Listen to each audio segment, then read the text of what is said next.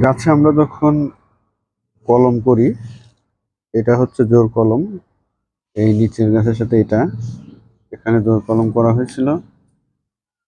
করার পরে দেখেন এই জায়গাতে একদম গাছের ভেতরে এই যে প্লাস্টিকটা চলে গেছে।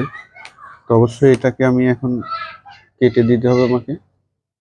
তো সোজা কাটার নিয়ম একদম, এখানে ধারালো একটা ব্লেড দিয়ে এই সোজা একদম কেটে দিতে হবে।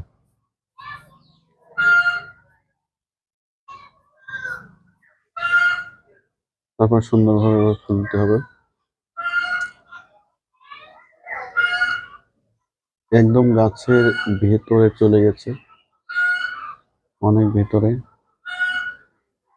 গাছের চামড়া একদম কেটে গেছে। একদম চামড়া উপর দিয়ে ঢুকে কি একটা অবস্থা হয়েছে। আরো আগে খুলে দেওয়া উচিত ছিল।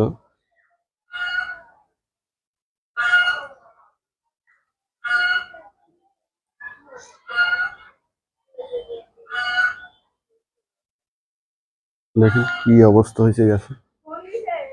এরপরে এটাকে সুন্দরভাবে আবার এই যে পলি টেপ দিয়ে আবার একটু কিছুদিনের জন্য হালকা জড়িয়ে রাখবো, না রাখলেও চলে।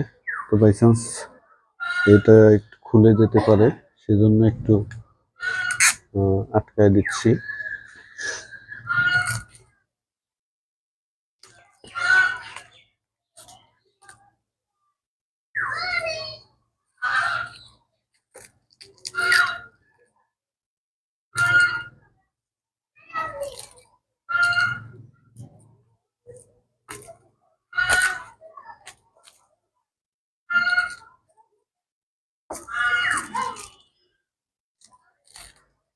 শুধু নিচের এইটুকুই একটু আটকাইলাম, উপরে ঠিক আছে।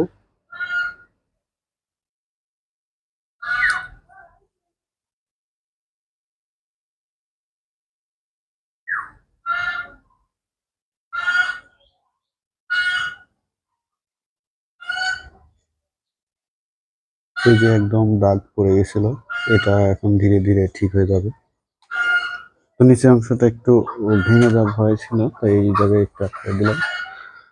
ধন্যবাদ বন্ধুরা, সবাই ভালো থাকবেন।